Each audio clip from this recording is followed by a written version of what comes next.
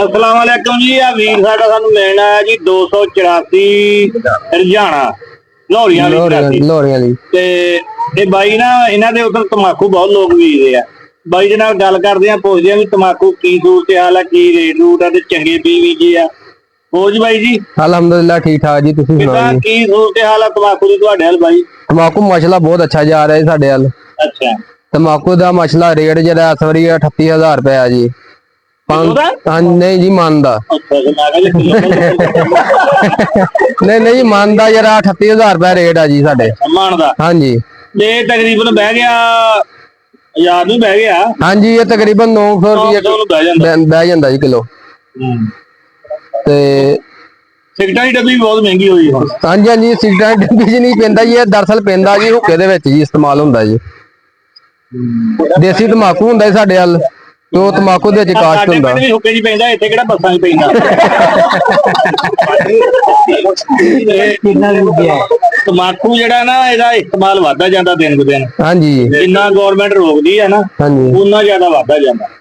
नहीं साडे असीं ते तकरीबन लाया सी 15 किले तमाकू जी। अच्छा माशाअल्लाह लवी जी तां। हाँ जी माशाअल्लाह जी वो साडा तकरीबन होया 25,000 रस्सा जी ओदा। 25,000 रस्सा? हाँ जी रस्सा 15 किलियां दा जी। ते ओ एवरेज की निकलूगी मान दी?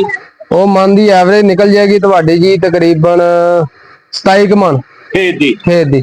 अच्छा 27-28 मन जरा ना खेत निकल जाएगा जी 1 किला। ठीक है यार बल्कि आप सारी ਉਹਦੇ ਕਿਲੀ ਬੀਜੀ ਜਾਂਦੇ ਹੁਣ ਸਾਡੇ ਕੋਲ ਵਿੱਚ ਚਿਬੜਾ ਦੀਆਂ ਵੇਲਾਂ ਨਹੀਂ ਕੋਟ। ਉਹ ਤਕਰੀਬਨ ਕਿੱਲੇ ਦੀ ਔਸਤ ਆ ਰਹੀ ਹੈ ਜੀ 27-28 ਮਨ ਦੇ ਹਿਸਾਬ ਨਾਲ ਆ ਰਹੀ ਹੈ। ਤਕਰੀਬਨ 8-9 ਲੱਖ ਦਾ ਤਮਾਕੂ ਬਣਦਾ ਪਿਆ ਜੀ ਕਿੱਲਾ ਇੱਕ। ਮਾਸ਼ਾਅੱਲਾ ਹਾਂਜੀ ਦੁਬਾਰਾ ਜੀ ਹੁਣ ਮੋਢਾ ਸਾਡਾ ਤਿਆਰ ਹੋ ਗਿਆ ਜੀ। ਉਹਦਾ ਮਾਸ਼ਾਅੱਲਾ ਕਿੱਲੇ ਦਾ 1000 ਰਸਾ ਨਿਕਲਿਆ ਜੀ। 15 ਕਿੱਲਿਆਂ ਦਾ ਅਸੀਂ ਤਕਰੀਬਨ 15,000 ਦਾ ਰਸਾ ਨਿਕਲਿਆ ਸਾਡਾ ਮੋਢੇ ਦਾ। ਉਹ 360 रुपए ਨੂੰ रस्सा सी बेच लिया जी मोढे दा। कितना खर्चा आ जाता किले दे तमाकू दा? तकरीबन किले ते 1 लाख रुपया खर्चा आ जाता जी बुआई तो लैके ते कटाई तक। खाद स्प्रे हर चीज का खर्चा जरा विच पाप ला के ना जी तकरीबन 1 लाख रुपया खर्चा आ जाता है 1 किले दे। लो जी जिद्दां दा इलाका होवे उदां दी गल हुंदी है। ये बाई होना दा इलाका जिहड़ा ना हैगा तमाकू दा गढ़ ते साडा पिंड माशाअल्लाह एक तीर दा गढ़ वा चरी कहने बीजी नहीं लोग ते जेड़ा को हथ लाउंदा जड़ी नूं ओदी लोग वड़ लई जांदे आ 14-15 ऐलान मैं चरी दे पिंड कर हटे। ये हालात होए आ जे को 2 ग्राम बीजी है ना किसी दी ईमानदारी दी गल रोक छड़दा नहीं कोई।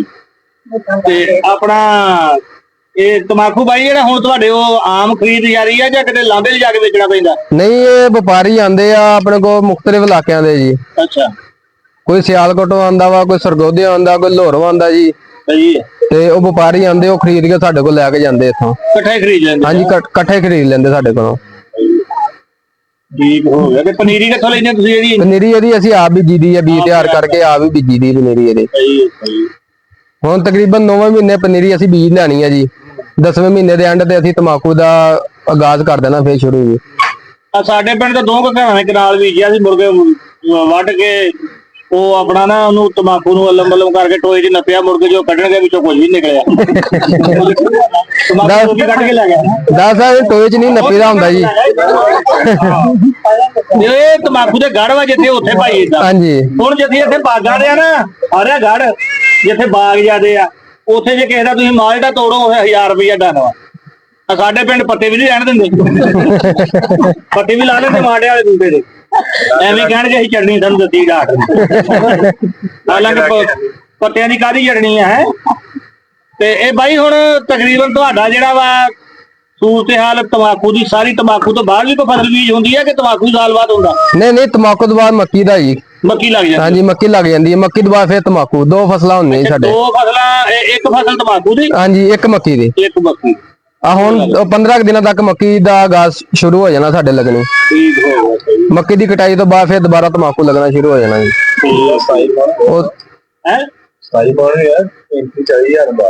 ਆਹੋ ਪੈਂਦੇ ਆਪਣੇ 38,000 ਰੁਪਏ ਦਾ। 3000 ਰੁਪਏ ਮਣ ਦਾ ਆ ਰੇ। ਆਹੋ ਤੇ ਤਕਰੀਬਨ 9-10 ਲੱਖ ਕਿੱਲਾ ਕੱਢ ਜਾਂਦਾ ਜੀ ਤਮਾਕੂ ਦਾ। ਲੋ ਜੀ ਗੱਲ ਕਰੋ ਮੈਂ ਕਹਿੰਦਾ ਤਮਾਕੂ ਲਾ ਲਈ ਅਗਲੇ ਸਾਲ। ਬਾਈ ਹੁਣਾਂ ਨੇ ਨਾ ਤਮਾਕੂ ਦੇ ਬਾਰੇ ਬੜੀ ਖਰੀ ਗੱਲ ਕੀਤੀ ਤੇ ਬੜੀ ਜਾਨੀ ਨਾ ਅਕਲਮੰਦੀ ਦੇ ਨਾਲ ਸਾਨੂੰ ਵੀ ਸਮਝਾਇਆ ਕਿਉਂਕਿ ਅਸੀਂ ਪਹਿਲੀ ਵਾਰੀ ਸੁਣੀ ਤਮਾਕੂ ਦੀ ਇੰਨੀ ਚੰਗੀ ਗੱਲ। 9 ਲੱਖ 10 ਲੱਖ ਰੁਪਏ ਦਾ ਕਿੱਲਾ ਤੰਬਾਕੂ ਦਾ ਹੁੰਦਾ ਵਾ। ਇਹ ਪਿੰਡਾਂ ਵਾਲੇ ਜਿੰਨੇ ਵੀ ਜ਼ਿਮੀਂਦਾਰ ਆ ਇੱਕੋ ਹੀ ਗੱਲ ਤੇ ਲੱਗੇ ਰਹਿੰਦੇ ਆ, ਕਣਕ ਬੀਜ ਲਈ, ਤਿਲੀ ਬੀਜ ਲਈ ਜਾਂ ਬਾਜਰਾ ਬੀਜ ਲਿਆ। ਇਹਨਾਂ ਗੱਲਾਂ ਨੂੰ ਛੱਡ ਕੇ ਨਾ ਬਾਜਰਿਆਂ ਨੂੰ ਵੀ ਛੱਡੋ, ਤਿਲੀਆਂ ਨੂੰ ਵੀ ਛੱਡੋ। ਆ ਜਿਹੜੀਆਂ ਫਾਇਦਾ ਦੇਣੇ ਵਾਲੀਆਂ ਫਸਲਾਂ ਵਾ, ਅੱਲਾ ਖੈਰ ਕਰੇ। ਨਾਲੇ ਤੰਬਾਕੂ ਗਾਂ ਦੀ ਗਾਂ ਜਿੰਨਾ ਜ਼ਿਆਦਾ ਹੋਊਗਾ ਉਨੀ ਜ਼ਿਆਦਾ ਖੰਘ ਹੋਊਗੀ।